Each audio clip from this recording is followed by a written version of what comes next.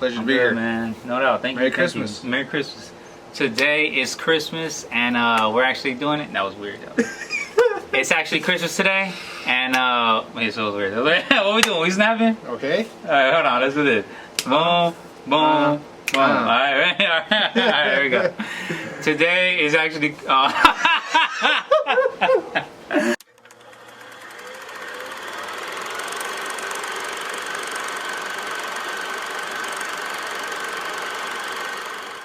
What is going on, Planet S.O.N family? It's your main man, JD. Thank you for tuning in. Today, we're gonna mukbang, and we're doing it with my main man, Diego. What's good? Pleasure to be here. Thanks, man. Thanks for being here. I appreciate you. Thank you. It's actually Christmas Day today. Grandma actually made some menudo, so we're eating some menudo. How do you like your menudo? My shirt's fitting a little tighter. Okay. I feel a little schlum. Wait, didn't you say that was your third one? Okay. It's my third one. You're right. Okay, so this is Diego's third bowl, so we gotta thank him. We gotta thank him because he's actually doing it just for the video. So. Can't have enough. Can't have enough. It's amazing. I've had a lot of menudo in my time. Yeah. I've torn it up. I've been known to tear it up. Now, but do you put like cilantro? Yeah, I'm a whitewash Mexican. Okay. I don't do all the fixings like my boy David's right here. Looks nice. I just do oregano and chili. Okay. And lemon. No doubt. No That's doubt. it. No doubt. Well, I love cilantro, cebolla, and can't go wrong with some tapatio. Or shout out to tapatio. And you gotta have some limon. Lemon. Not a sponsor. Not a sponsor. Yeah, not a sponsor. Matter of fact, these are actually lemon from Grandma's backyard. Oh, really? Yeah. They're fire. Yeah. So we got Grandma's menudo, lemon from Grandma's lemon tree on Christmas Day. What else can you want? Yeah, we good, we good. Now today we're gonna review The Mandalorian Season 2. Since it just ended. You know what, matter of fact, today is actually, well, Christmas Day. It's actually the first Friday without a new episode of The Mandalorian. You're right. You're absolutely right. I'm heartbroken. Yeah, I know. I know. So, we're actually Star Wars fans. And we're so excited to just get a new series of Star Wars characters. Now, how long have you been a Star Wars fan? My whole life, man. Yeah. Maybe when I was 7. Yeah. Like a couple years before Clone Wars came out. Yeah. You know, so I started was it episode 2? Yeah. Okay. Yeah. Attack of the Clones. Yeah. And then, well, now you're in college, so there you go. So you said second grade? Yeah. Yeah. I actually started being a Star Wars fan back in like '96. Yeah, back in the day. Right before the prequels, right? Exactly. Right. I fell in love with it with A New Hope on TV, on like regular TV. Before we had cable, they would just rerun A New Hope like every Saturday or something like that. So as a kid, I just sat down and watched it, and I was just like, yo, it's hella dope. You know what? Let's see. Forgive me. Let's see. As we talk, obviously it's a mukbang. So as we talk, we're gonna go ahead and enjoy this menudo. Matter of fact, how'd you feel when you found out that a Mandalorian series was coming? You know, I didn't know what to expect. I actually really like Mandalorians as a whole. You know, I love Jango Fett, Boba Fett. I know there's a whole bunch of background that they're not Mandalorians and they might be Mandalorians. Yeah. But I actually had a little toy figure. It was a Mandalorian. Like a Boba Fett, or it was different. It was just like a Mandalorian. He looked like a guard. Whatever. And this is when you were growing up. Yeah, so Okay. I love that toy. It was my favorite one. Yeah. You know, and so when I saw the Mandalorian, not a lot of people knew what Mandalorians were. You know, it's a culture, it's a whole society, it's a species of its own. Religion. You know, exactly, it's a religion. Not a lot of people know that. Everyone knows Jedi and Sith, you know, and Wookiee. So when I saw the Mandalorian, I'm like, I was stoked. It's funny, I didn't get hooked right away. Wait, on the series? Yeah. Oh wow! On season 1. Yeah. Wow. I watched the first episode. My girlfriend kind of threw it off for me. She's like, it's kind of boring. I'm like, yeah, you're kind of right. Yeah. And I gave it another shot, and I was like, why did I listen to that? Wow. Why did I listen? Well, I know I was excited. Initially, I heard it was going to be a Boba Fett series. However, I'm just happy the way they didn't do it like that. They presented a new character. And especially even like other characters, like I guess you could say Baby Yoda. Right? But I mean, all the new shows that are confirmed, we'll have Boba Fett now. Exactly. We'll have an actual Boba Fett. And it sucks because in the original trilogy, 4, 5, and 6, Boba Fett was supposed to be the main bad guy. Really? Wait. Yeah. You mean like as a... He was supposed to be the antagonist. What? That was supposed to be the antagonist. We saw him a little bit in 5, and then in 6, he got killed off right away. Spoiler alert. Yeah. Yeah, 83, right? 1983. Spoiler. Yeah, Boba Fett dies in 1983, or supposedly he died. Allegedly. Oh wait, what do you guys think about our shirts? Diego got the Star Wars shirt. I got a Dad DeLorean shirt. This is the way. I got this for Father's Day this year. My baby, she got the child. Oh, really? Yeah, so she got baby Yoda, and it says the child, and I have the Mandalorian. Nice. Okay, so season 2. What do you think about season 2? Amazing. Yeah. Amazing. Now, do you think it was better than season 1? You know, season 1 was really good because it had to build up a story. Yes. It had to give us a story, and then now they can do the comedy, you know, potential love. Yes. And the action, you know. Because now you see it. Yeah, and now you we know appreciate who's it. Yes. We know who's who, so we're like, okay, now you can start giving these characters more of a background, personality. You know, Yes. Look at the child, a whole different vibe the second season. Yeah, just overall, and even how the Mandalorian, where he was initially season 1, episode 1, all the way to season 2, episode 1. You know, you see the growth. Well, and the love that he has for the child now. Exactly. That sympathy. You become very sympathetic for that character and that relationship that they have. Yeah, because you see the growth. There's a bond. It's like he's actually his dad. At first, it was just a reward. It was just a bounty, and then it's like I'm not going anywhere with that kid. You know, where he goes, I go. Okay, so as we talk about season 2, if you haven't seen season 2, there's gonna be a lot of spoilers. If you haven't seen it and you don't care, well, keep watching. But if you do care, keep watching because we're cool. Yeah, we won't spoil everything. Yeah, I mean, we might forget some stuff. We'll spoil everything, but not spoil everything. Exactly. Okay, so let's start off with the first episode. Now, episode 1. The Marshal. It's called The Marshal. Very vague, huh? Huh? Very vague what was going to happen. Yes. So what do you think about how it started off? It was cool. I mean, it was a cool introduction to the new season. Kind of get that hype up. You know, if it was an old like sitcom, you'd hear like the people yelling in the back like. So it was really cool. I mean, you go into that fight club, 2 Gamorrean guards are going at it. So you know it's a mobster, some underground stuff. You know, and you see the child automatically. So cute, you know. I like when he hides into his little stroller thing. Exactly. Oh, you forgot to show off your. Oh yeah, it was one of my Christmas presents for my girlfriend. Shout out to M. She customized this hydro flask for me, all in Mandalorian good. You know, we got the Mudhorde Ignit, we got the Mandalorian Ignit. Yeah, it's hella dope, man. Yeah, thank you.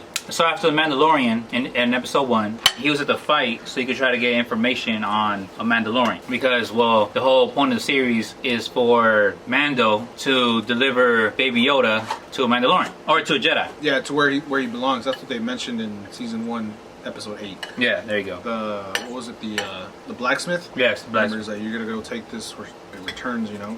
Get the proper training, you will look after it as your own. So, in episode 1, where'd he get the information? To see... that one, the mobster. I'm not too sure of his name. Okay. So the main guy who in the end got hung by his legs? Yeah. Okay. Yeah, he said in Tatooine, Mando was like, I was there basically half of the first season. Exactly. Shout out to Tatooine. Legendary place. Matter of fact, that's the first planet that we get introduced to in Star Wars history. Yeah, you're right. The desert planet. So, I mean, I'm always excited whenever I hear anybody say Tatooine, you know, in any episode, in any movie, in any series. Yeah. You know, because, I mean, that's legendary. That's Luke Skywalker. That's Anakin. That's Anakin's from there. That's Anakin. Yeah, exactly. That's Anakin. That's Obi-Wan. Ben Kenobi. Yeah. Darth Maul. Qui-Gon. I mean, everybody's there. Well, I guess it fits in with the nostalgia of it. Yeah. You know, where like the fans appreciate that they go back to planets that we're familiar with, especially Tatooine. That's what I did like about Mandalorian. They a lot of references to the original movies, the sequels, and the original. Okay, so Mando goes back to Tatooine to find a Mandalorian. And then all of a sudden, we have to acknowledge that we were introduced to the legendary Boba Fett armor. Yeah, and that goes back to all the teasers and the trailers and all that. I mean, that's crazy. Wait, how'd you feel though when you really saw excited. the Boba Fett armor? I was very excited. I saw the rocket and the green helmet, and I was like, it's over. Now, did you think that was Boba Fett? Well, remember we first saw him in the first season when he goes to Tatooine with the young rookie, and they're trying to find Fennec. Remember in the desert? No. The speeder bikes, and he starts shooting the. Oh, the yes. You mean the sniper? Yes. And we see the dude killed the chick, and left Mando stranded. Yes. And we see a shadow pick up the body. Yes. Okay. Yeah, I remember that. And that was Boba Fett. Yeah, well, we didn't know who it was. Yeah. Okay, so then the Marshal walks in wearing Boba Fett's armor. Yeah, and he looked really skinny. I'm like, oh man, this guy don't lift. Then all of a sudden, he takes off his helmet. Even Mando has no facial expressions, but you can see it. It was Yeah. funny. He just kind of did a little head tilt. Yeah, that threw me off. That's when I automatically knew that wasn't Boba Fett. I like seeing the armor though. Okay, so after he finds out that the Marshal isn't Boba Fett and he's not a Mandalorian, Mando wants the armor back. Yeah, no non-Mandalorian is allowed to have Mandalorian armor. Exactly. Makes sense. So then he's like, all right, let's cut a deal. You help me get this dragon, and I'll give you the armor. Now, how'd you feel about that? I didn't know what it was when I first saw it. I mean, that was a new species to me, the crate dragon. Yeah. So I'm like, that's a fair deal. I said, no, he didn't really want the armor, huh? I thought it was pretty amazing because, I mean, just the concept of a dragon who I guess swims under sand, like if it's water. I don't know. I thought it was pretty cool how they ended up planning how they're gonna kill the worm or the dragon. I love how Mando spoke Tusken Raider. Yeah, that was awesome. that was awesome. I was like, that's bad. Okay, that was also something cool in the episode. The Tusken Raiders never had any credit. They had credit for scaring the heck out of Luke Skywalker in episode 4. Yes. And capturing Anakin's mom. Yeah. And then them getting slayed by Anakin. And then shooting at the pod race, episode 1. Oh, yes. But that was it. Yeah. I mean, these guys are like the Aborigines of Tatooine. Yeah. I'm really glad they gave them their credit where they needed. So the Tusken Raiders help out Mando and also, what is it, the community? Well, remember they were feuding. Yes. They didn't like each other forever. Remember when Mando was like, we're the intruders to them, you know? We're on their land. Exactly. Like animosity towards it. A lot of conflict. Yeah, and also like, they don't understand what's going on. Maybe also language barriers maybe as well. Culture. Oh, yeah. I just like that overall how you see the characters, the character development, also the background of characters, how they're all just different. That's something I could appreciate. Even though it's a fictional story, you still see different kind of people. And I mean, we're talking about a whole galaxy, but they give personality to these characters. Not even that. I mean, the effects are amazing, dude. Like, some shows, it looks like a show from, like, the effects and everything. Not this. This looks like a movie. Disney did right. Okay, so Mando then blows up the worm, or the dragon. Yeah, they did. He went in it. That was bad. When he went into he got swallowed. Yeah. What did he blow it up with? Oh, no, he used his gun, his pulse rifle, to shock it. Because remember, that was an Easter egg for the first episode of the season when he shocked that monster that was holding down the ship from taking off. But wait, backtrack a little bit. Okay. Remember when he goes to in that same episode, season 2, episode 1. He went back with that lady at the with the 3 little robots. Yes. Did you notice the red R2 robot? That was the same one that in episode 4. Yes. With the bad with the bad thing where Luke didn't want it. Yeah. And that's how R2D2 met Luke. Yeah, so he's like, maybe we should get these instead. Well, I just think it's awesome how they keep the same characters that we're used to seeing, because like you mentioned, the 3 little robots, they were in episode 1. Helping Anakin, yeah. So I don't know. I just like the way they tie it all up. And the Marshal speeder was the one side of an engine of a pod racer. I don't know if you noticed that. Yeah. I didn't notice that. That's hella dope. I love the way they do it. Yeah, I mean, that was a great season opener. 100%. So after he blows up the dragon, finally he gets the armor. The armor. Rightfully his. And that's it. That's it for Marshal, episode 1. Now, how'd you feel about episode 1? 10 out of 10. Hands down. I was like, Mando's back. Do we also see Boba Fett at the end? We do. He turns around, we're like, oh my god, who's that? Yeah. Yeah, because we don't know yet. We don't know. Yeah. He's a bald, fat guy. Yeah. With a Tusken Raider staff on his back. So, episode 2 is called The Passenger.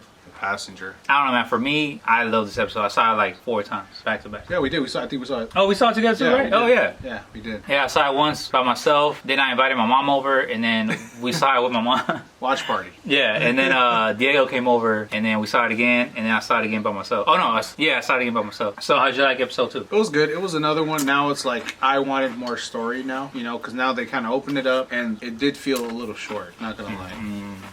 I don't appreciate those 25-minute episodes for that. It's such a good show, Yeah. It was kind of like a side quest. It was. Yeah, and I love how they're introducing people from the animated show into Mandalorian. Yeah. That's pretty dope. You want anything else to eat? You want to get some dessert? Oh, Lord.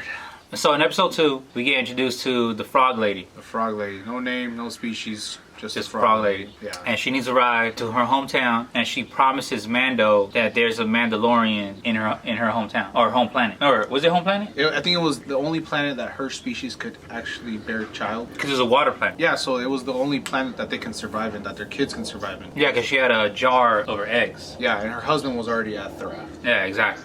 So they were going to meet up. But so she was smart about it. Take the ride real quick. So, so the deal was that Mando was going to give her a ride to that planet, and she was going to show Mando where other Mandalorians are. Yeah, and he was like, are you sure there's a Mandalorian? He's like, well, my husband said he's seen one. So he's just taking her word for it. Oh, but there's also a catch, that Mando can't fly at light speed. Oh yeah. He couldn't fly at light speed, and he's like, that's the only way I'm surviving this. Exactly. Yeah, because they're trying to, or I guess he's a fugitive. Oh, because referring back to season 1, he was involved with the hijack of the prisoner. I think that was episode 5. Yes.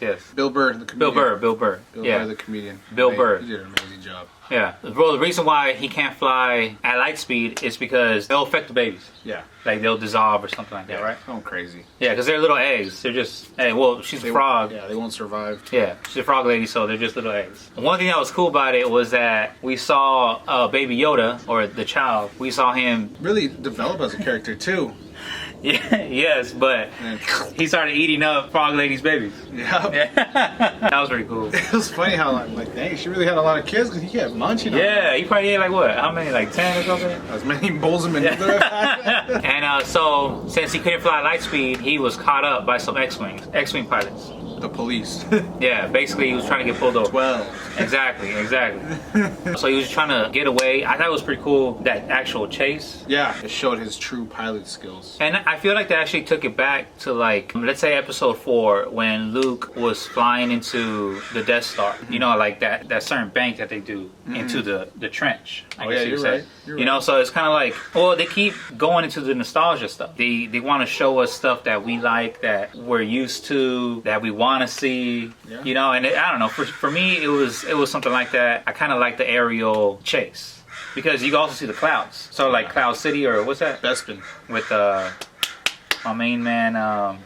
Lando Calrissian. And you see the clouds, and then just the aerial movement. I don't know, it's pretty cool. It was a good shot. Yeah. It was really good effects. So then Mando crashes. Yeah. Technically. Or he does some maneuvering where he hides from the X-Wings. However, Breaks the ice. yeah, however he crashes, he breaks the ice, and he ends up in a hole, in a cave, right? And then we see the frog lady. He's trying to fix the ship. Yeah. Frog lady escapes. So we think Baby Yoda's trying to tell him, and then they find her and chilling in the tub. In a hot tub. Chilling in the hot tub. So picture this: they're in a snow cave, and Like a hot spring, right? Well, also because she's cold-blooded, so she needs heat. Yeah, she was putting her eggs in there. Exactly. So I mean, just for her to survive, she needed to go find a place that was warm because the ship was broken, or it was freezing. Exactly. Because remember, he like went unconscious, and she was basically freezing to death on the floor when they crashed. So we find him in the hot spring. Yeah, because Frog Lady goes into the hot spring with her babies. And then Baby Yoda again finds another egg. This time it's the wrong one. It hatches, and it's a spider. It's a spider. So all you arachnophobia people, beware. Yo, when I was watching it, I was by myself. It was probably like midnight, and I was like, "Oh my god!" Like, yeah, I was just like, "Yo, that's crazy," because a whole bunch of spiders, a whole bunch of white spiders, giant spiders, right? All shapes and all sizes. shapes. I mean, yeah, because it was like big, a couple giant ones, and then I guess you could say the mom and the dad and the kid, the teenagers, the kids, or whatever, and the ones that just hatched. Yeah, and they're just like chasing Mando and Frog Lady and Baby Yoda. Yeah, that was pretty cool. Just because Mando, he started using a little bit of his weapons, like obviously with his gun, but his fire. Yeah. His what is that? Like flamethrower. Yeah, his flamethrower. And then they get trapped in the cockpit. So they get trapped in the cockpit. Yeah, they run back to the ship, and Big Mama comes out. Oh wait, but did he kill a giant spider before that? He thought he did. He used the thermal detonators. Okay, see, that's what I'm talking about. So like a few of his weapons. Yeah. He showed us. So when they were in the cockpit, he was turning on the ship. Yeah, and that's when they're about to they're about to leave. Boom! Yeah, big old spider just landed on the ship, and that was pretty crazy. And then you thought they were gonna break it in, and then New Republic, the same police guys you saw earlier, come in and save the day. Yeah. And then they made the joke. It's like, you think you guys can help me out? Like, how about you just get that one thing fixed? Yeah, because that's why originally that's why they wanted to pull him over. Yeah, because he didn't have like the updated system. Yeah, or something. Yeah. That was the faulty tail light. You feel me? Yeah. So get that faulty tail light fixed, and then we'll probably save you. So after that, Mando just fixes the ship, and episode over. Episode over. Yep. Man, that ship can't catch a break. I know. That shit was just getting messed up, right? Yeah. And that's just episode 2. Yeah. Only episode 2, man. So how'd you feel about episode 2? That was good. That was another good action one. Really good. Keep you on your the horror film. Yeah. Of the season. I don't know. It was crazy. I like the whole spider thing, but I liked it. yeah, that's good. Oh Lord, no. Blueberry pie. Okay, so episode 3, the Aries. So Mando lands at the planet where Frog Lady wanted to go. Yeah, to meet her husband. So when Mando lands, the Frog Lady meets up with her husband, and her husband tells Mando where the Mandalorians are at? Oh no, they're going to that bar. The diner, yeah. Oh yeah, you're right. So the husband, Frog Lady's husband, Frogman, right? Yeah. Frogman helps Mando find other Mandalorians. Oh wait, hold on. Before we meet the Mandalorians, Mando gets on a boat, right? It's like a trap. Yeah. So it's a trap. Yeah. And Mando and Baby Yoda, they get on a boat with people from the bar who said, or the diner. Like fishermen. Yeah, fishermen. Who said, they're over here, you know? yeah, who were going to take Mando to go see the Mandalorians. And then we just see Baby Yoda get pushed into the freaking ocean. We're like, oh. And there's Yeah, a no, monster in it. there was a... Like where the cage, right? Yeah, it was a cage inside the With boat. like the creature or whatever. Yeah. Yeah, he just gets That was put in crazy. and we're like, oh. And he gets swallowed up. And then we see Mando jump in, full Beskar. Yeah, that was crazy. Oh, yeah. So Mando goes into the cage that had the big old creature. He couldn't get it at first, and then we see the 3 Mandalorians come in out of nowhere in jetpacks, and we're like, oh, shoot. There you go. Down. Yeah. And they handle it, whatever. Yeah, because other blue Mandos, because they're blue Mandos, right? But yeah. Their armor is blue. They're not called blue Mandos, but... Well, they're part of a different squad, Yeah. so to speak. And they killed off the entire crew on the boat and saved Mando. And also, one of the Mandalorians gets Baby Yoda from the creature. Now, so what happened? These Mandos... They take off their helmet again. And Take we're off like, their helmet. what the heck? But then when they introduce her, when she introduces herself, like the leader, Yeah. it's Bo-Katan. Bo-Katan, yeah. Bo-Katan, we see her in the Clone Wars. Clone Wars animated series again, and she's the leader of Mandalore. Yeah. Allegedly. Because history behind Bo-Katan is she had the Darksaber. Yes. Got it taken away by Moff Gideon, which is the main antagonist of Yep. the Mandalorian. And the Darksaber is this magically created sword that can cut through anything except Beskar. Except Beskar, yeah. And whoever has it is the rightful leader of the planet Mandalore. So it can't cut through Beskar. Yep. Because, I mean, you can't kill each other. Mandalorians were Beskar. And so they wanted to be able to run it with the Jedis, because then it won't be fair. That makes sense. Because they hate Jedis. A sworn enemy. Blacksmith was like, Jedis are enemies, but not this one. Exactly. Which is referring to Baby Yoda. So yeah, we see Bo-Katan. Bo-Katan, we're introduced to her and her crew. Since they take off their helmet, and Mando's like, hey, what are you guys doing? You guys are Mandalorian, you They can't do whisper that. each other like, oh, he's part of the Death Squad. Yeah, exactly. So there's just a certain difference. I mean, they're all Mandalorian, however, they just got different rules where some take off their helmets and some can't. Yeah, he was part of the Foundling group, which is part of Death Squad. They were a more traditional group and that try to keep as closest to the Mandalorian code as possible, which was no living thing will see your face ever. From the moment you're sworn in to the moment you die. So they're like, This is the way. Yeah, this is the way. So what happens then? So they want Mando to team up with them? Well, she shows him the child, like, where can I find a Jedi? He's like, okay, I'll take you to the Jedi if you help me with this. Another, what is it called?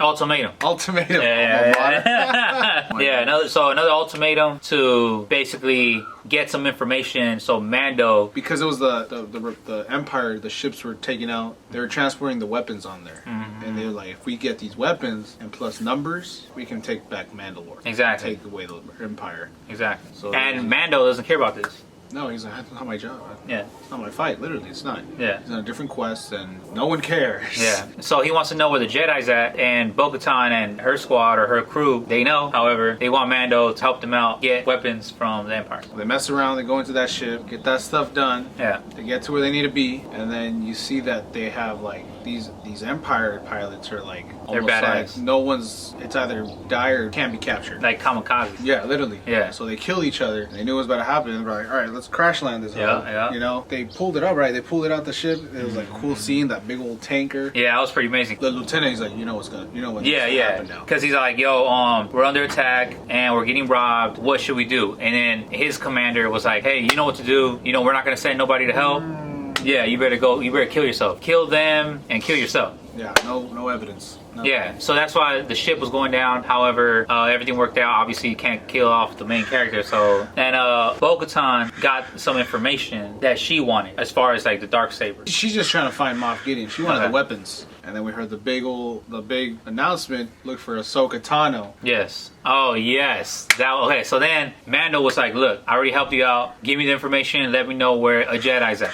And then what happened? What she said? What Bo-Katan said? She said, "Go look for the Jedi Ahsoka Tano and tell her I sent you." And it's like, And there you go. Another reference to Ahsoka. Clone Wars. Yeah, and it's amazing because how we were just saying, Mandalorian, they're just introducing a whole bunch of animated characters Yeah, who we grown to love. If you never watched the series, you don't know who Ahsoka Tano is. Yeah, and Ahsoka, she was She was actually Anakin's Padawan. exactly. Anakin's Padawan later she became her own Jedi Master.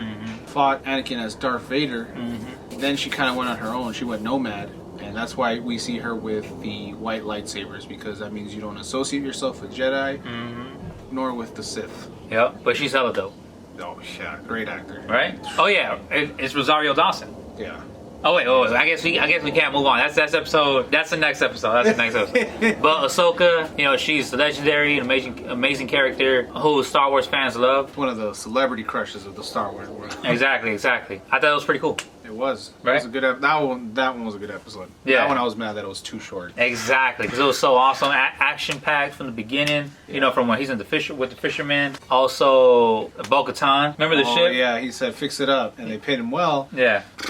That razor. Basically, he just gets robbed, right? That ship, man, yeah, that ship is just getting thrashed, right? So this episode gives us a little cliffhanger, or I guess anticipation for the next one, because we're thinking we get to see Ahsoka. That's episode 3. Okay, so episode 4 is called The Siege. Now, what do you think about episode 4? I knew it was gonna happen. I called it out. I was telling everybody at work. I was like, "You're not gonna see Ahsoka next episode. I don't know what you're talking about. Yeah. You're not." Because we're all excited. Yeah, it's too easy. It's too early in the season. Yes. To see Ahsoka. So it's gonna be another side quest, just like episode 2. He goes back to Navarro. I think to fuel up. Yeah. Also to fix the ship. Yeah. Because man, like I said, that ship was just thrashed. It was. Yeah. It was. There's fishermen nets. All. Yeah. They show up to Navarro.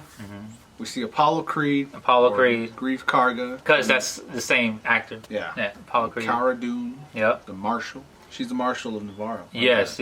And Cara Dune, we're introduced to her back in season 1. I think it was episode 3, right? I want to say it was, yeah. When they go to that random planet with the krill, the krill farmers. Yeah, she's dope. She's pretty dope. And then for her to get teamed up with Apollo Creed, that's pretty dope. Yeah, that was cool. Yeah, and then we also see her character progression because she's now with the good guys. Yeah, she was an ex-Imperial shock trooper or jump trooper, one of those two. Then she becomes a on-the-run smuggler, and then now she got promoted to Marshal. Yeah. Navarro. She's pretty cool. Yeah, she's hella dope. This one had a lot of Easter eggs. Okay. This one did. In the beginning, when he's like, "Hey, come on, give him the best treatment you possibly could," and you see that weird-looking guy, and you automatically knew he was up to no good. Yeah. That You see a dirtbag, some scumbag. And then you go in, and you know who you see at the front desk is the first episode of The Mandalorian is the first bounty he went to go catch. The first bounty, yep. The blue guy, yeah, the blue guy. Yeah. So then what happened? Another ultimatum, right? Another ultimatum. Another little quest. side story, yeah. Another help from Mando. Yes. Well, I guess, you know what? How about this? Can we just say that's the format of the series? You know he's going to be on a side quest, so we could just accept it and not get annoyed by it? Yeah, no, it's not really annoying. It's like, we expect it now. Yeah. 100%. Because if it wasn't that, Mando would just go straight to the Jedi. Yeah, it'd be over. Yeah, and that's it. Like, okay, you know, episode 1, hey, where's the Jedi? They're over here. It's the fluff. Yeah. You know, it's the meat and potatoes of the story. I mean, we need it. We need it. And I enjoy it. Oh, yeah. I mean, I enjoy the spiders, the fishermen, all that stuff. So, I mean, yeah, that's true. It is good. So, Apollo Creed goes, hey. There's his base. Here's his base. With the final scrubs of the Empire. We need to get him out of here. Give So, me a little Mando. Mustafar vibes. Yeah, the lava. You're right. Exactly. And a little shield barrier. Yeah, that was the goal. It was just turn off the shield generator, and then the base would go into flames. Yeah, and that's it. Now, in this episode, this is the first time we get introduced to TIE fighters in the second season. I believe so, yeah. Right? Yeah. So that was pretty dope. That was the legendary sound of a TIE fighter. How you do it? So they achieved their goal in turning off the... And they gave that blue guy, I wish we had a name for him, but whatever. Blue guy. Some character development, you know? A little funny, little... scaredy cat, whatever. Yeah, so they bring that tank in, they drive out there, and then we see more of Mando's pilot skills. Yes. Also, as far as character development, we also see Baby Yoda in school using his Jedi power. Oh yeah, you're right. Right? You're 100% right. To steal cookies. The macaroons, whatever. Yeah, right? Yeah, they look like macaroons. That's exactly what they are. So Baby Yoda uses the Force to steal cookies because his little classmate doesn't want to share. All right. Yeah, that was funny. But we know that's important though. Yeah. The fact that he could do that because that's character Very development. Force sensitive is what we've seen. So at the end of the episode, what happens? Well, Paul Creed was like, "You want to have a drink?" He's like, "I got stuff to do, man." Exactly. You know, and basically the payment was, I helped you with the mission, you helped me repair my ship. Yep. Makes sense. Another ultimatum. So then we go, and next was to go. Wait, hold on. So the ship is fixed, but who fixed the ship? It was a snitch. Yeah, so it was bugged, right? It was bugged because the person who fixed the ship put a tracker on the ship, on Mando's ship, to let Moff Gideon know his coordinates or whatever, his position at all exactly. times. And also, he also verified that the child was with him. Yeah, he did. So that's how Moff Gideon ends up finding out where Mando is at all times, and also that he has the child with him. What do you think about that episode? It was another good one. Yeah. It was great. I loved the action in it. We're seeing the Empire have a lot more respect, at least with their aim. Yeah, you're right. We're just known as the scrubs that can't aim. Exactly. I don't know. I just thought it was a quick episode. Yeah, quick and easy. Yeah. Well, and also, I guess it's important because of the character development, especially in the child. And we see the X-wing dudes again. They give Cara Dune a badge or something. Oh yes. So Cara Dune, she ends up getting an offer to become a part of the Republic. Yeah. That was pretty dope. So we don't know if she actually takes the offer. However, that offer is just there because her character is developing as well. All right. So that was episode 4. So here we go. Episode 5. This one, amazing. it was called The Jedi. Self-explanatory what happens. So who are we introducing? Ahsoka freaking Tano. Ahsoka Tano. With double blades, which is awesome. With double blades. And Ahsoka is played by Rosario Dawson, the legendary actress. I thought that was pretty cool. She's like on our own mission already. Exactly. Initially. And there's this town that's being held captive by this dictator or whatever. Yeah. And what's cool about that dictator is she has a Beskar spear. Yes. A full Beskar. And Ahsoka survived Order 66, so that's pretty badass. Yeah. I was decided 100% satisfied who came out. Oh yeah, especially Ahsoka. I mean, yeah, she was bad. Like I said, how we mentioned, she's legendary. So, Yeah. and especially to see her come to life. Yeah, it was weird seeing from even Bo-Katan. We saw him in the animated, like what they're gonna look like as the real life story, but it was perfect actors for both. So Ahsoka Tano goes to this, what is it? A city. Like a village. Okay, a village, and She just wants to free them. okay, yeah, she wants to free the people there because there's a dictator who's just torturing them and mistreating them. So Ahsoka Tano is fighting in the woods and then meets the dictator at the city gates. Yeah. So there's an ultimatum. You have till like the next day or whatever. You have 24 hours? Yes. Like, yo, free these people or I'm gonna kill you. Yeah, 24 hours. Exactly. Boom. And the dictator's like, yeah, whatever. Yeah, and? Yeah. So Ahsoka, she leaves, and then all of a sudden Mando shows up the next day. Same day, perfect timing. Okay. Same day, and wants to get into the city gates. He goes right? in, everyone's not talking to him. Yeah, all the villagers are just scared They're and like traumatized. frightened. And meets the dictator. So the dictator tells Mando, hey, I know, well, I guess because it's common knowledge that Mandalorians are sworn enemies with the Jedi. So the dictator goes, hey, if you kill this Jedi for me, I'll give you this. Beskar spear. Exactly. Full Beskar. However, he doesn't cut the deal. He just says, like, wait, you know where the Jedi's at? Like, all right, yeah, I'm going to go. Well, I want to go see the Jedi regardless. He's like, sent out to kill her. He's like, I'm not trying to kill her. Yeah. Like, all right. So then what happens? Goes out, runs into Ahsoka Tano. He's like, whoa, I got this dude.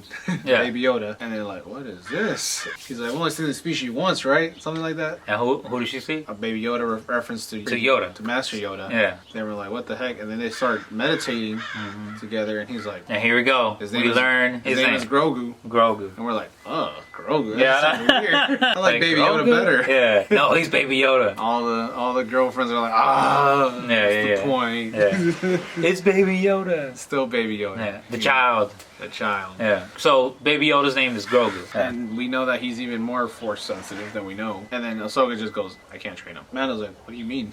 What Like am he's I one of here? you. Ahsoka starts playing around with his force powers. So we know that he can catch a ball, throw it back, whatever. And we see that when he steals the cookies. Yeah, we do. Yeah. But now we see that he has a language. Someone understands him. She realized he had a lot of power, and she did mention reference to Anakin.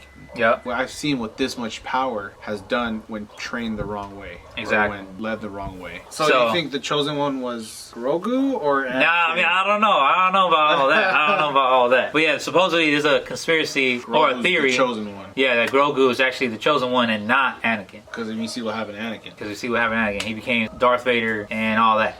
Exactly. Spoiler. Yeah, spoiler. So he's Luke's dad. So Grogu and Ahsoka have a conversation, and we find out more information about Baby Yoda or Grogu, and Ahsoka doesn't want to train him. And we see Ahsoka realizing the bond that Grogu and Mando have, and she's like, "Whoa, you guys actually do have a bond. I see it." Especially because Grogu or Mando teaches Grogu how to take the ball or catch the ball with the Force. Yeah, in his own way too. Didn't he use the little knob, the lever? Exactly. So they now have a bond, like a father-son bond, and we feel it as far as like the character development. You know, you see the attachment when Diego was saying how in the first episode of season 1, how he was just a bounty, and now, you know, he's teaching them Force stuff, and they're like father and son. Exactly. Then they go into town, right? There was no ultimatum this time. No ultimatum. She was straight up like come on, let's go. Yeah, it's like, yo, let's just go free these people. Especially because Mando saw that the villagers were scared, threatened, and being tortured. Yeah. So he's like, yeah, I'll go help them out, whatever. And this is when we see Ahsoka fighting the dictator. Yeah, that was a bad scene. Yeah, that was bad. And then we obviously know who won. Ahsoka. And Ahsoka's like, here's a spear. This belongs to a Mandalorian. He's like, all right. Yeah. So Mando gets the spear. Add another weapon to his arsenal. And Ahsoka frees the people, but Ahsoka sends Mando to an ancient Jedi temple. Exactly. Right? He does his little meditation there. Some possible Jedi that's Force sensitive. Yeah, if Grogu does the meditation. Yeah, some Jedi could possibly pick it up. Exactly. Through.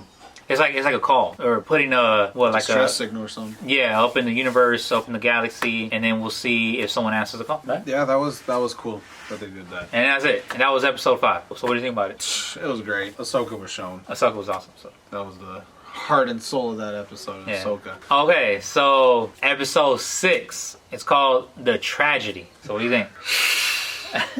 Come on now. Yeah. So episode 6, we see Mando land on the planet where Ahsoka told him where the ancient Jedi temple was. Yep. So he could send a distress signal. Or so Grogu could do it. So as Mando was helping Grogu, how do you say it? Like just kind of almost protecting him while he was doing his thing. Well, see, they don't even know how to do that thing. Exactly. He was just like, do it again, do it again, do it again, do it, whatever. And then he eventually starts doing something. Yeah, like the Force stuff. Yeah. And then we see Slave One. Yeah. Slave Legendary. One. His Boba Fett's shit. If you're a Star Wars fan, you know who that was. Yeah. Instantly. You're like, yeah. You know? Yeah. And you're just like, oh my god. Okay, so as Grogu is calling out he's to like, the Jedi, here. I'll go take care of that. We see Boba Fett land, and we see a sniper, and then next thing you know, we see Fennec, well-known assassin. Yes, and she's a great marksman. Yep. And then we see this hooded dude. Takes it off. If you know the actor, we see it's Jango Fett. Jango Fett. Exactly. But it's not. It's Boba Fett. It's Boba Fett. His son. So we see Boba Fett land. He's been watching him. Exactly. Because Boba Fett, he's been chasing Mando because, well, that's his armor. So Boba Fett wants his armor back. That's rightfully so. Yeah, that's his. So then what happens? We see him fly away to the Razor Crest, and the Empire comes in out of nowhere. Yeah. We have a little platoon come in, and now Fennec is shooting them off. She took her focus off of Grogu. Boba Fett was like, hey, do anything fishy. I got my shooter on Grogu. Yeah. Because he was like, Rival's not going to pierce his best guard. He's like, I'm not trying to shoot you. I'm trying to shoot Grogu. Because we know he's worth a pretty penny. And the armor's worth a pretty penny. Exactly. The Empire comes in. They start doing their thing. And then the slow-mo happens. And Boba Fett comes out with his armor on. Yeah. Because Boba Fett sees an opening on Mando's ship. While the Empire is over here fighting, or the Stormtroopers are over here fighting, there's an opening for him to go inside Mando's ship where his armor's at. Then he comes out, gained a few pounds, and he was like a bigger dude. He was a husky Fett. Yeah. Husky Fett, yeah, no doubt. I'm glad he kept the same gun, the E3. Yeah, for sure. The E3 is that burst assault rifle. Yeah. It's infamous for Boba Fett. So then, this is the first time we see, what is it, the Dark Droids or Dark Fighters? Dark Troopers? Dark Troopers or Death Troopers? One of those. Yeah, something. Dark Troopers or Death Troopers. We say that the only flaw we found in them was the human itself. And I was like, oh, that's... the human part of the droid is the biggest flaw. But then there's too many of them. There's too many of these Death Troopers. What is it? Death Troopers easily just swooped up and took Grogu. Yes, because Grogu was done sending the distress signal, and Grogu was so weak he just like passed out because of the whole Force thing. So the Death Troopers kidnapped Grogu, right? Hey man, swooped him up, took him up to Moff Gideon's light cruiser. And this is crazy. This is why the episode is called The Tragedy, because, you know, Grogu gets kidnapped. However, what does Moff Gideon do? He blows up Mando's ship. Can't catch a break, man. It's done. R.I.P. to the ship. You know, no more fixing it. It's impossible. It's literally nothing. Yeah. Was the deal with, like, you gave me my armor back, so I'm going to help you find this child? Yeah, it was something like that. Something like that, right? That or how about, no, I think the deal, because... He just made a commitment, basically, to help him. Yeah. Rescue Grogu. Exactly. Because I think the deal was, if you give me back my armor, we won't harm Grogu. Uh-huh. But now that Boba Fett has the armor and the kid is in harm's way, they're not going to stop until Grogu's back. Yeah. So Boba Fett is basically keeping his word. That was very noble. Yeah, exactly. So now Grogu is with Moff Gideon. What we don't want. Yeah, the bad guys. And this is after Grogu already sent the distress signal. Mando just teamed up with Boba Fett and what's her name? Fennec. And they're on a mission to go find Moff Gideon so they could find the kid. Oh, and before the episode ended, you see that the Mandalorian found the Beskar spear and also the little ball that Grogu... In the debris of the Razor Crest. Yep. That was a sad moment. Yeah, because exactly. Because you're just like, well, this is the thing that they bonded with, and that's Grogu's little ball. Yeah, Grogu's little ball, and that's the only thing that survived was the ball and the spear. And it was cool because even though nothing would have happened to it, but Boba Fett to get his armor before the ship was blown up. Yeah. Right. It was awesome though. And also, to honor Boba Fett, Mando let him keep, and I guess you could say understood why the armor belonged to Boba Fett, because Boba Fett showed him proof that his dad was Jango Fett. Yeah, and he was a real Mandalorian who fought in the Clone Wars and basically has all his credentials that, hey, you know, I'm his son, so this armor belongs to me. Yeah, that was a touching moment to honor Jango Fett too. The episode ends with three of them. He's chilling. Grogu's chilling in the cell, right? Oh yeah. So we finally see the Darksaber in this season, and Grogu recognizes the Darksaber. Mm-hmm. Okay, so what do you think about the episode? I mean, it was my favorite episode. Really? Really? Down. Why? I love Boba Fett. Okay. Best episode, obviously not including like season opener and season finale. Okay. In the in-between, this is my favorite episode. No doubt. It was great. And then that's it, right? That's it. Right. Okay, so episode 7. Episode 7 is called The Believer. Boom, boom. There you go. How does it start? This is when Bill Burr comes Bill out Burr, again. yeah. Or Mayfield. Yeah. So Mayfield was also an ex-Imperial. He's an ex-Imperial sharpshooter. Listen to this podcast every day. Really? The Bill Burr podcast. Yeah. Okay, so The Believer. Episode 7, The Believer. We get Bill Burr back. Don't they go back to Navarro? They go back to Navarro because... Ask Cara Dune for help? Yeah. I need help. The kid's gone. And she's like, oh, shoot. That's like, okay, I'll do it. You're right. And we find out that she accepted the offer to the rebellion. Because... To the good guy. Yeah, didn't he want, like, intel on Mayfield? Like, hey, can you get him out? Yes. Like, that's completely going against my oath. Exactly. You know? So we see that happen. I thought that was pretty cool. Mm-hmm. Now we see her in a different vibe, different character. Yeah, so Mando goes and talks to, what's her name again? Cara Dune. He needs help to find the coordinates to Moff Gideon. However, the only person, or a person that he knows could get that information is Bill Burr's character. Yeah, because he's ex-Imperial. He works with, like, hard drives like that, right? Something like that. Yeah, like he knows all that IT stuff, and so he knows how to do it. So Mando goes to Cara Dune. They go visit Bill Burr. He's in, like, what? Like in a mine. Because he's in prison. Yeah. Yeah, he's just doing labor, like heavy labor. And they did a deal with him, like, hey, if you help us out, you get 10 years off or something. So he gets into the ship. Doesn't look too happy to see Mando. Yeah, because Mando's a beast. So Bill Burr, Cara Dune, Fennec, Boba Fett, and Mando, right? All 5 of them get into Boba Fett's ship. And they set off to an Imperial base, right? To an Imperial base to find the information. Because I think it's like a specific intel they can get there. Where you can put in the coordinates and they could find Moff Gideon's ship. Exactly. And then we see it happen. We see them hijack a tank and they put on their suits and they go in. Mayfield kind of remembers. Yeah, because they're wearing like stormtrooper suits. Yeah, he remembered the... Oh, wait, hold on, I'm sorry. So we see that Mando, in order to disguise himself as a stormtrooper, because they take the tank, he has to take off his helmet. He's recognizable. To put on the stormtrooper hat, or stormtrooper helmet. And everybody's like, wait, like you're Mandalorian, like you can't. We see how Mando loves the kid so much that he goes, willing. Exactly, he's like, you know what, I'll break my rules to find my kid, basically. You're starting to see that bond more and more. Exactly, because now he's breaking his oath. Yeah. This is the way oath. So now Mando, you see him in a different helmet, different outfit. They're beach troopers. Yeah, beach troopers. But we also see Mando fight without his Beskar. You're right. Just because every time you shoot Mando or if you hit him, he's protected by his Beskar. So you don't ever see him in combat, really. You see him in a more conservative approach. It's a whole different strategy he had to take on. And it kind of proves that he's even more badass because, I mean, he could fight and defend himself without the Beskar. Mm-hmm. Yeah, so they go into the lieutenant, like the lieutenant quarter, like the captain's quarters. Well, see, okay, so the reason why Mando and Bill Burr, when they were in the beach trooper outfit, when they were doing that, they were transporting a tank filled with like explosive and it was being attacked chemicals. by pirates. Exactly. So they were the only tank to make it to base because all the other tanks got blown up by the pirates. Mm-hmm. So when they entered the base, the commanders and everybody were just like, yo, let's commend these guys, just giving them props because, they just survived. They're the only tank who survived through the whole pirate thing. So then what happens? So they see the machine only available by face recognition. Yes.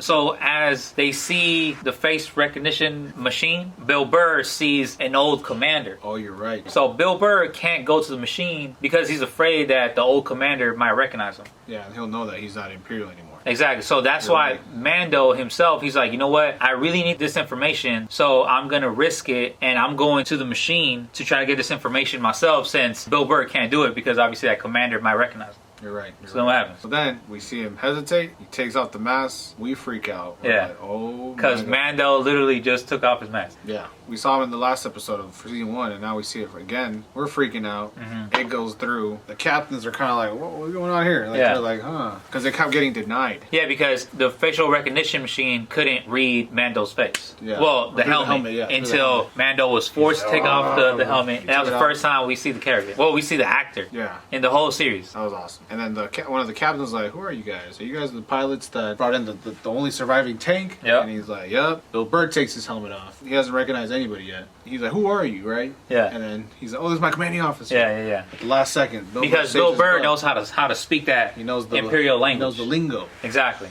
So then, let's have a drink, right? And the lieutenant or the captain. Because the lieutenant was like, yo, come drink with me since y'all some badasses. And he's like, for the Empire. Yeah. And that's when Bill Burr had it and blasted him right there. Mm-hmm. I kind of like that scene because Bill Burr really used his acting skills, because the reason why Bill Burr shot that commander was because the commander was a part of a mission that got thousands of Bill Burr's friends killed. You're right. So like Bill Burr, he kind of had a flashback, like a PTSD moment, and you could see it in his face, and that's what I'm saying, how his acting skills kind of were highlighted, and you see the actual character development and also the character redemption, because we kind of didn't like Bill Burr in the first season. No, he was an asshole. Exactly. But he kind of redeemed himself by the way he acted and the way he helped out Mando with the information. Like, he just wasn't a jerk. I guess you could say, like, they humanized the character because he was suffering from PTSD, and then he killed the commander because of the order that he followed that killed thousands of his friends.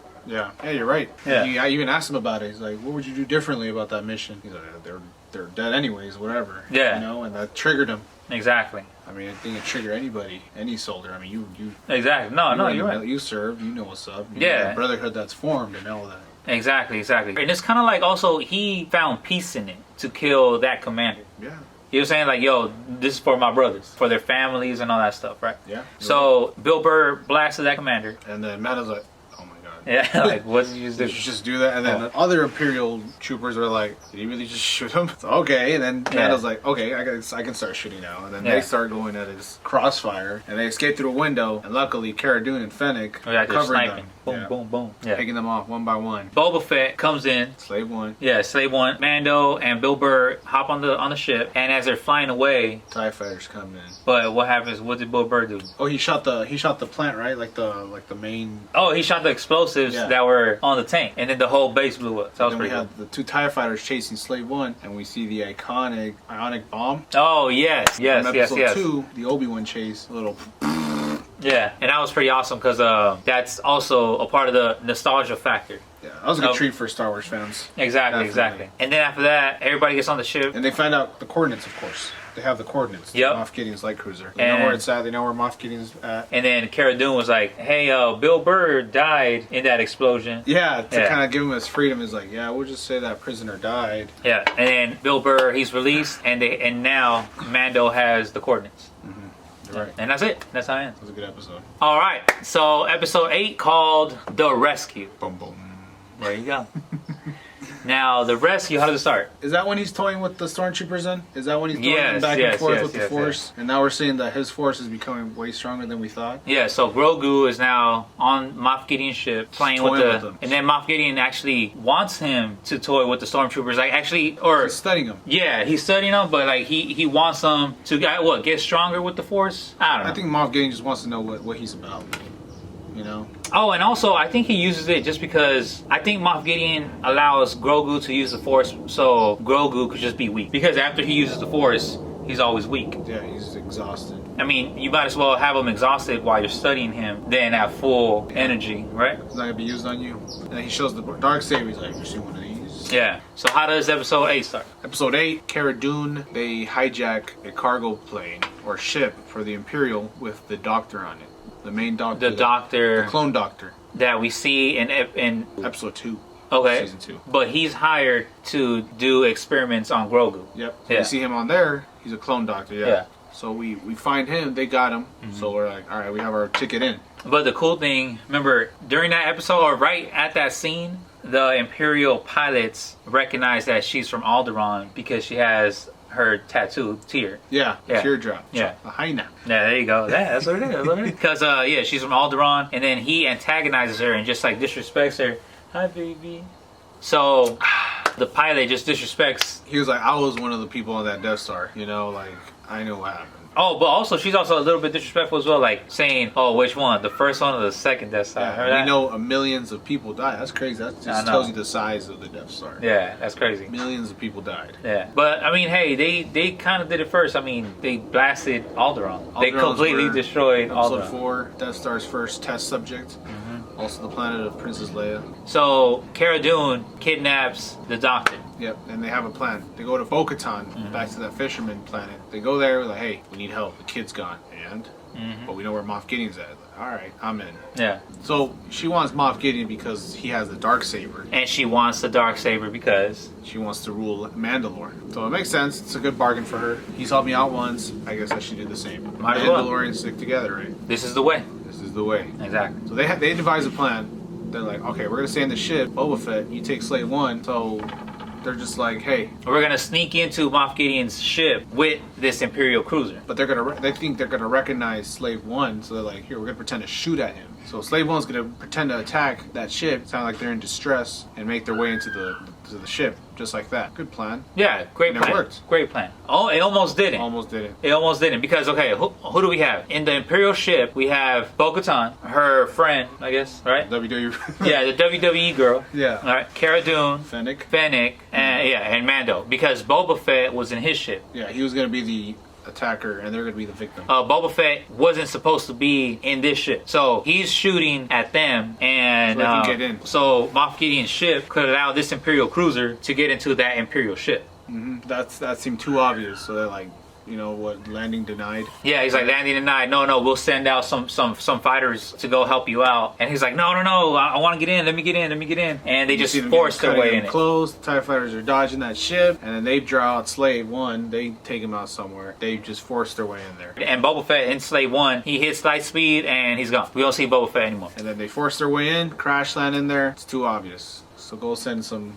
lookouts, some security, send a squadron or 2 down there, see what's up. And they come out blasting, right? So all 5 of these guys just start blasting. And, well, the girls, because there's all girls and Mando. And they go to the bridge. So what they want to do, we also have to keep in mind that the doctor had to warn them. Because he was kind of a good guy. Because he wanted to be on the humane side of things. Like, You're right. I don't think this is right, but I'm just following orders type of deal. You're right. So that's how they got the intel of how to maneuver within the ship. Yeah, like, where's Grogu? Where's he going to be? He's probably going to be here.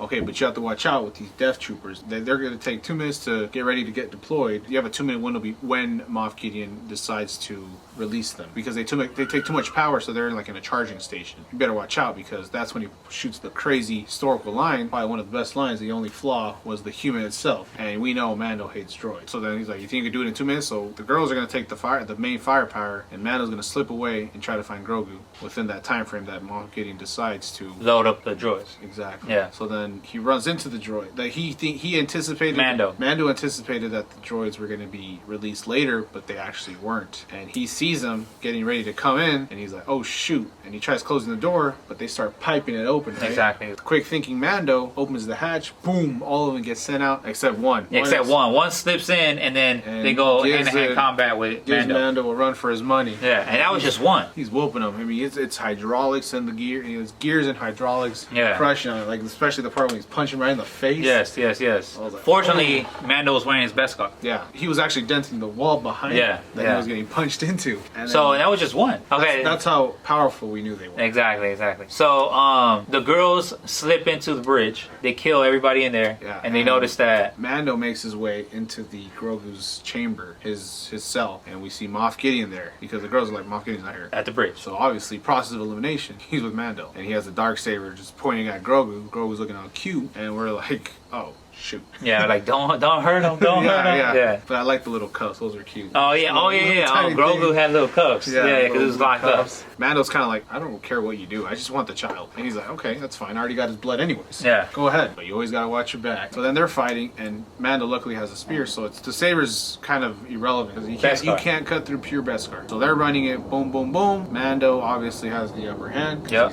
Freaking Mando, of course, and he gets the Darksaber, and he's like, "Oh, cool! I have the child, I have the Darksaber. I'm just gonna give it to Bo-Katan." But Moff Gideon goes, "Oh, you're letting me live. This should be interesting." Yeah, right. That was fun. I don't know what that means. Yeah, because Mando beat him in hand-to-hand combat and got the saber. Yep, got the saber and Grogu. When he walks in, he's probably like, "Look, guys, look at everyone." Yeah. And then Bo-Katan's face said it all. He's like, "You idiot." Yeah, you let him live. Yeah. Oh, and Moff Gideon starts laughing. Yeah. He's like, whoa, what's the problem? Yeah. You don't know. He's like what? You can only get the saber if you beat them in combat. Yep. So technically, you're the leader of Mandalore. Yep. So that's the rule, that if you beat the Darksaber. Okay, yeah, that's basically it. Yeah. Vibe, if you beat that person, you keep that power. You're the rightful leader of Mandalore. Yeah, you're the rightful leader of Mandalore with the actual Darksaber. Mm-hmm. So to actually win the Darksaber, you have to beat the current owner of the Darksaber. And that's why Bo-Katan was there in the first place. To beat Moff Gideon to get the Darksaber. The Aries, Exactly. So Mando didn't know that. He's like, no, just take it. I don't want it. To Bo-Katan. She's like, it doesn't work like that. Mando, they're really religious, and they were by the book, Exactly. To an extent, of course, regarding the Darksaber, they're by the book. Yeah. And then Mando was like, no, dude, I yield. I don't want to fight you. This is yours. I don't want it. I want to be the leader. Type out. Exactly. And she's just like, oh, I don't want to kill you. Yeah. So right as that's happening, they're trying to decide, okay, what's going to go on? What's the rule on this whole situation? Mando doesn't want to fight. However, Bo-Katan wants to earn the Darksaber, right? And then also Moff Gideon is there laughing like, look at these idiots. Well, fortunately, Grogu's safe. Yeah. Right? When they're in that standstill. Cara Dune sees a bunch of... something on the radar. Like 24, right? On the radar? Yeah, something like that. Yeah. And then they're like, but there's no life force. Yep. And what was it? It was the Dark Troopers. Dark Troopers. Mando thought he originally released into space from the hatch. And they're coming back. And then that's when Moff Gideon was like... Here we go. You had trouble with one, but how about a platoon? Yeah. And so then they're like, oh shoot. So they're ready to stand off at the locked door. Yeah, because they come into the ship and they're about to break into the bridge. And so they're just punching it over and over again. Everyone's focused on that, and people don't see Moff Gideon slipped in a blaster. He kind of leaned on a blaster to hide it. Yeah. Just in case. And he's like, you realize everyone's going to be dead except me. Yeah. I was like, okay. Yeah. Yeah, because it's everybody in the bridge and the Dark Troopers are breaking into the bridge. And then they're like, wait, we have one more life form coming in, one more thing on the radar, and then they see it from the windows coming in. What was it? It was an X-wing. X-wing. And we're like, what? Yeah. And I was trying to picture out the colors. I knew who it was. But hold on, let's ease into it. Yeah, Let's ease into it. We weighed out our options. Yeah. We had Cal Kestis, Ezra, Luke, Yeah. Obi-Wan, Mace. Ezra. I was actually very convinced it was Mace. Okay. That would have been awesome. I was very convinced. Yeah. I want Mace Windu to come back, like for real. He's not dead. Hopefully. Not dead. Yeah.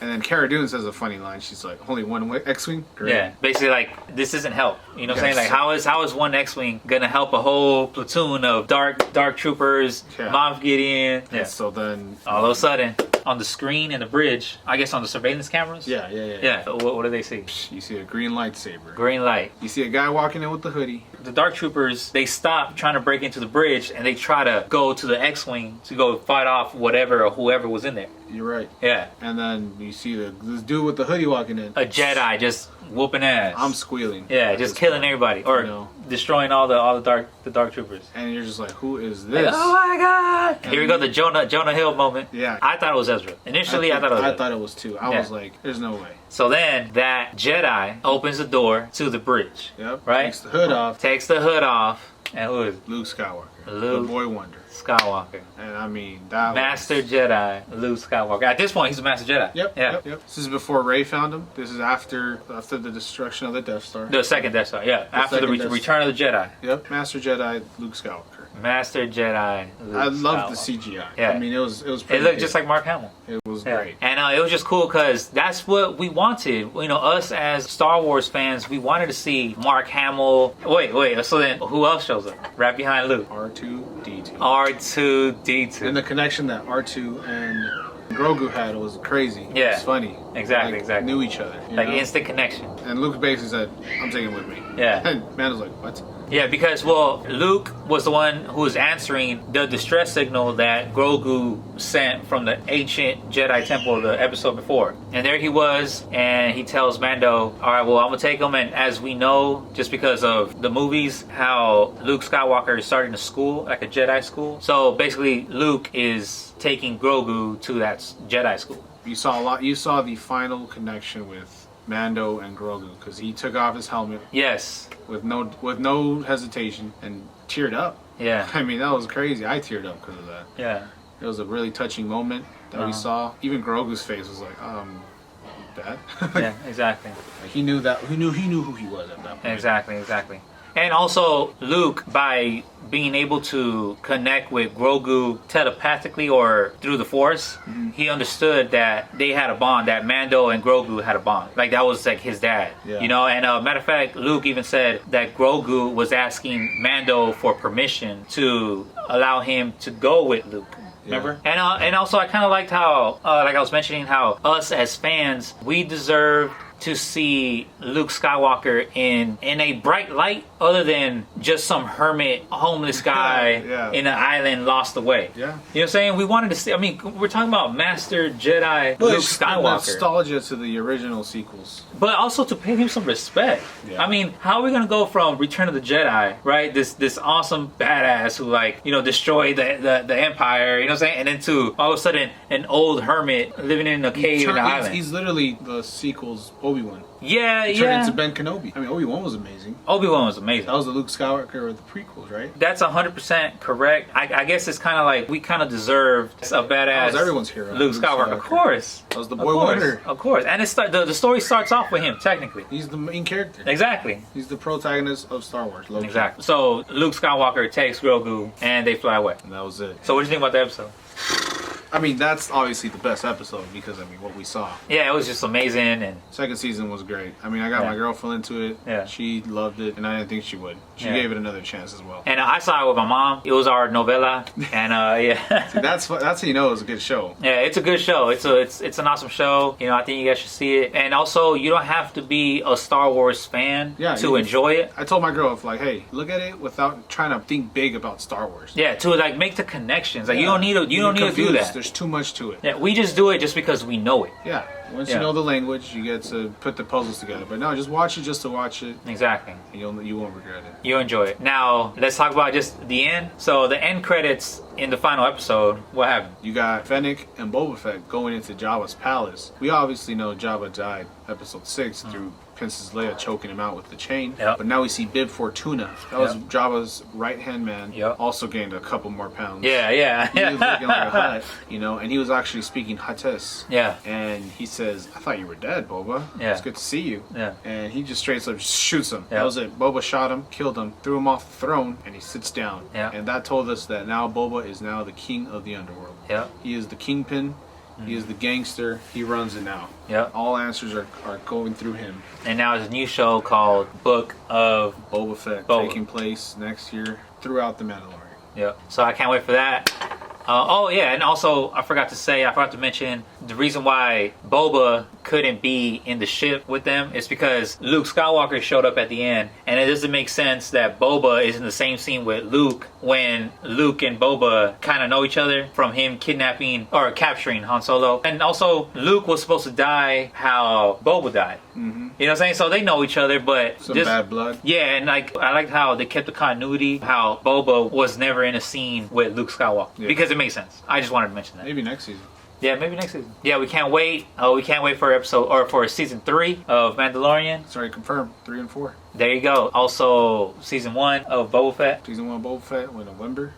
We got Kenobi coming out. and Ahsoka. Ahsoka Tano. Yeah. A droid story. Yep. The New Republic about the 2 X-Wing pilots that we've been seeing all Yep. season. Yep. A whole bunch of other ones. Yeah. I'm really excited. Yeah. I'm glad this is happening. Yeah. I'm glad it's making a comeback. Right. I'm glad. So shout out to Disney. Shout out to John Favreau. John Favreau. He's writing the Kenobi show. You know it's gonna be amazing. He's amazing. Yeah. Goating. He's the GOAT. He's the GOAT. Hands down, he's the GOAT. He's the LeBron of Star Wars.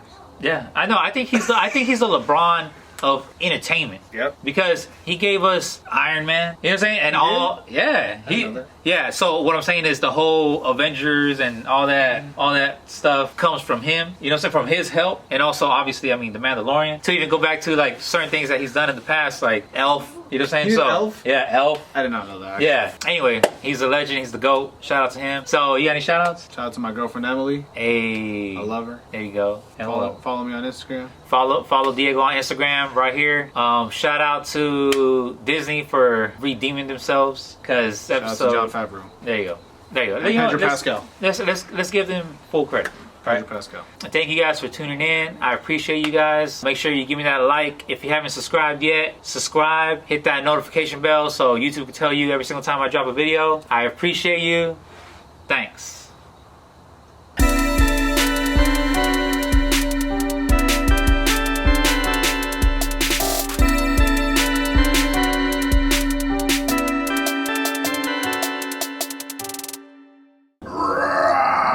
TIE fighters.